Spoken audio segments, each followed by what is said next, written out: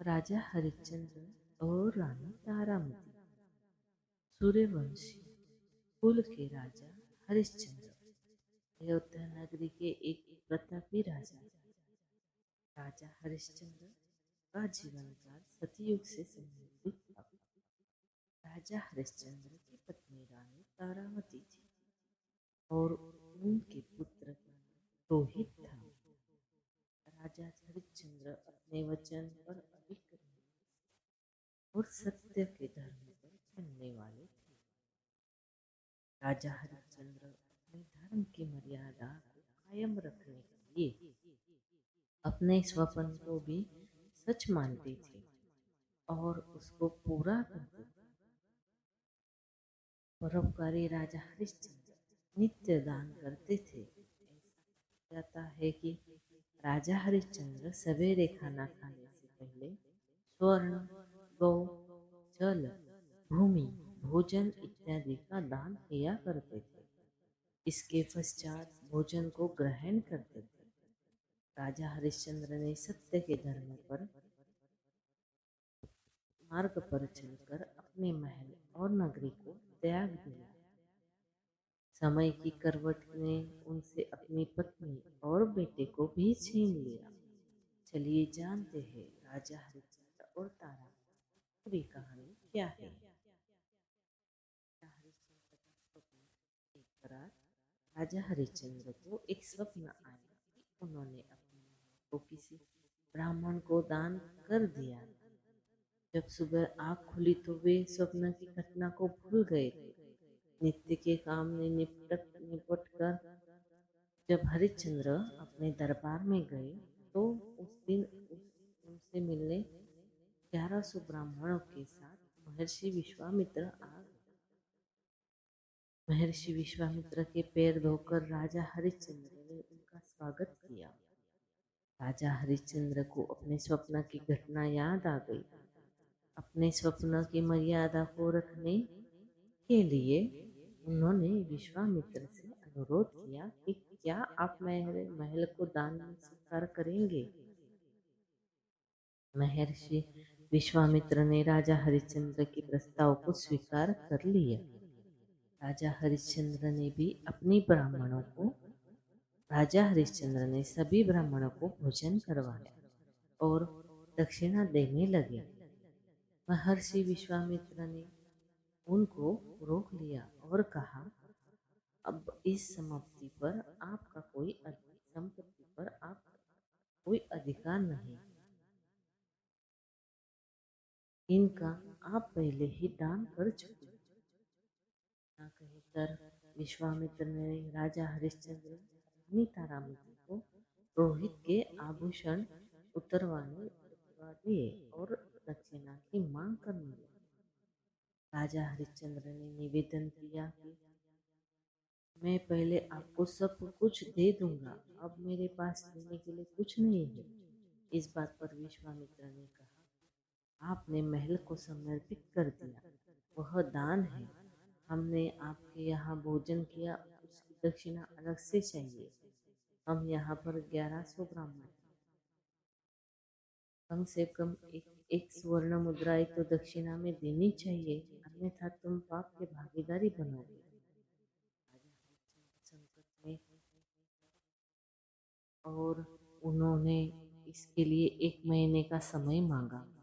फिर तीनों वहां से निकल गए। विश्वामित्र ने उन तीनों को अपनी नगरी से बाहर जाने के कहा। वे वहां अयोध्या नगरी में रहकर काम नहीं कर सकते। राजा हरिश्चंद्र का पूरा परिवार भी गया।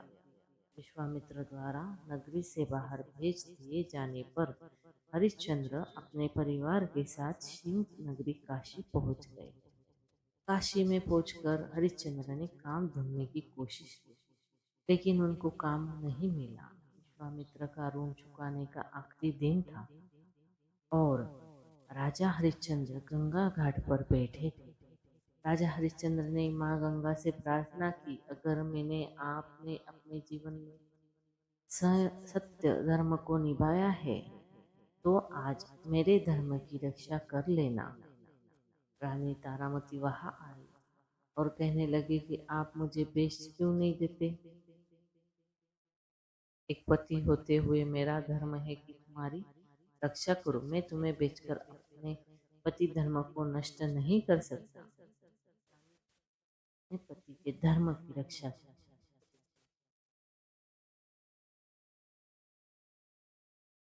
निश्चय किया और काशी के बाजार में जाकर खड़ी हो गई। रानी ने आवाज लगाई कि कोई है जो मुझे खरीद सकता है। तब वह एक पंडित आ गया। पंडित ने कहा कि उसकी पत्नी बीमार रहती है, मेरी पूजा की तैयारी और पत्नी की सेवा कर सकती हो तो मैं तुम्हें खरीद सकता हूँ। रानी तारामती ने हाँ भर दी और अपनी कीमत मांगी। पंडित ने 500 मुद्राएं देने को कहा।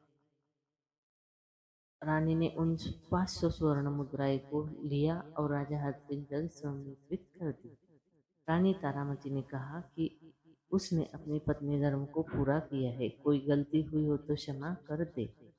अब वह दासी बन गई है, इसलिए वह उनसे दूर जा रही है। इतने में वह पंडित तारामती को दर्दनाक स्थिति से बालों को पकड़कर घसीटता हुआ लेकर गया।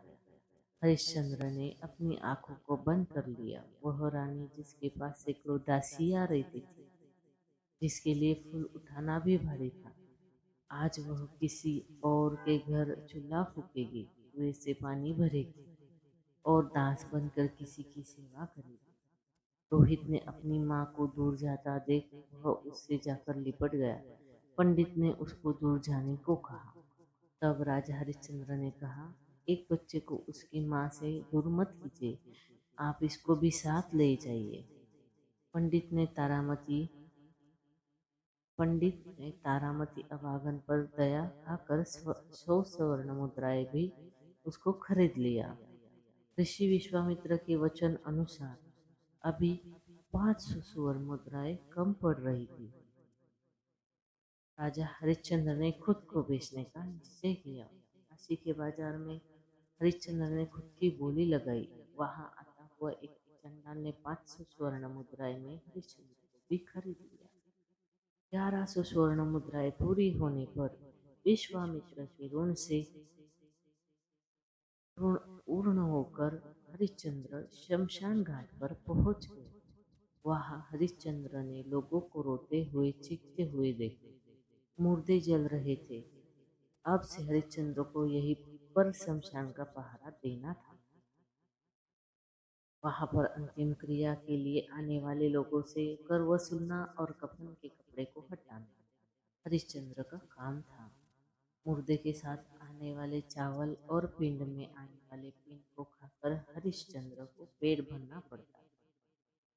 शमशान में सोना और वहीं पर रहना पड़ता था। इतनी विपदाओं के बाद भी राजा हरिश्चंद्र ने अपने धर्म को नहीं छोड़ा और पूरी निष्ठा से अपना धर्म को निभाने में लगे। राजा हरिश्चंद्र के बेटे की मृत्यु एक दिन पंडित जी ने रोहित को पुष्प लाने के लिए बगीचे में भेजा। वहां रोहित को काला नाग डस लेता है और रोहित वही गिर जाते हैं। रोहित को जहर चढ़ने लगता है। रोहित को लगा कि वह अब नहीं बचेंगे, तो जोर से चिल्लाकर कहा, कोई है? मेरी माँ को कहना कि रोहित को सांप डस गया है। किसी ने रानी तारा को सूचना दी कि उसके पुत्र को सांप ने डस लिया है। रानी ने सारे काम को छोड़कर वहां से निकलने की कोशिश की, लेकिन पंडित जी रानी को रोक लिया और सारे काम को निपटाने को कहा। रानी तारा का दुर्भाग्य देखे बेटा मरा हुआ पड़ा है और वह उसके पास भी नहीं जा सकती। जब पंडित जी सो गए तब रानी दौड़कर बगीचे की तरफ गई। रानी ने रोहित को देखकर रोने लगी। कोशिश की लेकिन गांव वालों के डर से वह खुलकर भी अपने बेटे के अंतिम संस्कार के लिए वहां कोई रोने वाला भी नहीं था। रानी तारा ने अपनी साड़ी के पल्लू को फाड़ा और रोहित के शव को ढका। रानी ने रोहित को गोद में उठाया और वहां से शमशान की तरफ निकल गई। शमशान में प्रवेश करते ही रानी तारा फुट फुट कर रोने लगी। रानी की आवाज को सुनकर राजा हरिश्चंद्र की नींद खुल गई और उठकर बोले, कौन है? राजा हरिश्चंद्र के सर पर काला कपड़ा और हाथ में एक लकड़ी थी। स्मशान की चिताओं की आग से हरिश्चंद्र बिल्कुल काले और भद्र हो गए। रानी ने उनको नहीं पहचाना। मैं रानी तारा हूँ और यह मेरा बेटा जिसको सांप ने डस लिया है। यहाँ अंतिम संस्कार के लिए आई हूँ। राजा हरिश्चंद्र ने जैसे ही नाम सुना, याद आने लगा, क्या तुम उसी दुर्भाग्यशाली हरिश्चंद्र की पत्नी हो जो अपने पति को नहीं निभा सका? रानी ने हरिश्चंद्र की तरफ देखा तो वह अपने दुख की पीड़ा को भूलकर उनके चरणों में गिर पड़ी। राजा हरिश्चंद्र और रानी तारा दोनों रोने लगे। रानी ने होश संभाला और कहा, स्वामी, हमारे पुत्र का अंतिम संस्कार करना। राजा हरिश्चंद्र उठकर खड़े हो गए और बोले, यहाँ अंतिम संस्कार करने के लिए तुम्हें पहले कर देना पड़ेगा।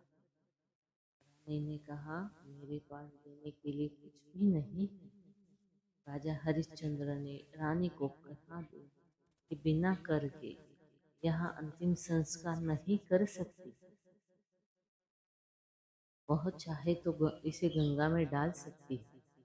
रानी ने अपनी साड़ी के पल्ले को फाड़कर हरिश्चंद्र को सौंपते हुए बोली, इसके अलावा मेरे पास आपको देने के लिए कुछ भी नहीं है। रानी का पीछा करते गांव वाले आ पहुंचे। लोगों ने रानी तारा पर इल्जाम लगाया कि वह गांव से चोरी करके यहाँ। चंडाल ने हरिश्चंद्र को तलवार थमाते हुए बोला कि इसकी गर्दन काट दो। तलवार को हाथ में लेकर राजा के हाथ रुक गए थे। रानी तारा ने कहा कि आप अपने हाथ रोकिए मत, ये आपके मालिक का आदेश है। पत्नी अगर चली गई है तो वापस आ सकती है, बेटा भी आ सकता है, लेकिन अगर एक बार धर्म नष्ट हो गया तो वापस लौटकर नहीं आ सकता। इसलिए आप अपने हाथ रोकिए मत और मेरी गर्दन काटिए। समय की ऐसी करवट को देखकर पत्थर भी रो पड़े। तो फिर भगवान तो वहां आना ही था। भगवान वहां आए और उन्होंने राजा हरिश्चंद्र के हाथ को पकड़ लिया। राजा हरिश्चंद्र ने देखा कि भगवान स्वयं उनको रोकने के लिए आए हैं। राजा हरिश्चंद्र उनके चरणों में गिर पड़े। भगवान ने उनको उठाया और गले लगाया। भगवान ने कहा, बहुत हुई तुम्हारी परीक्षा, तुम परीक्षा में सफल हुए। तुम एक सच्चे सत्यवादी राजा। राजा हरिश्चंद्र ने भगवान से फिर कहा, क्या आपको मेरे धर्म पर विश्वास नहीं था जो आपने इतना खेल रचाया?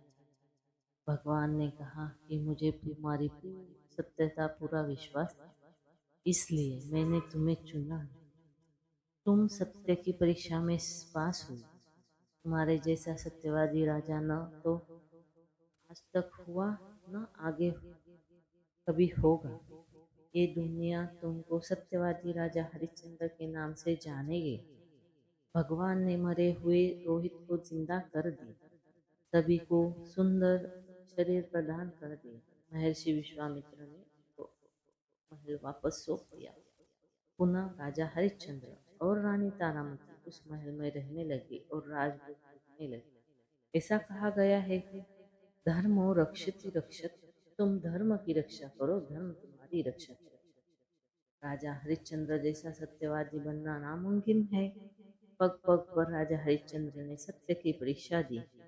कुछ लोग कहते हैं कि राजा हरिश्चंद्र ने अपनी पत्नी को बेच दिया था। यह गलत है। राजा हरिश्चंद्र ने पूरी निष्ठा से अपने पति धर्म को निभाया जब तक वे खुद नहीं बीत गए। हरिश्चंद्र ने खुद के बेटे का अंतिम संस्कार करने से मना किया और मालिक धर्म को निभाने के लिए अपने पत्नी पर तलवार चलाने के लिए थे। इससे ज्यादा करुणा की स्थिति क्या हो सकती है? दोस्तों, आपको आज की ये कहानी अच्छी लगी हो तो हमारे चैनल को लाइक शेयर और सब्सक्राइब जरूर करें। धन्यवाद। हर हर महादेव।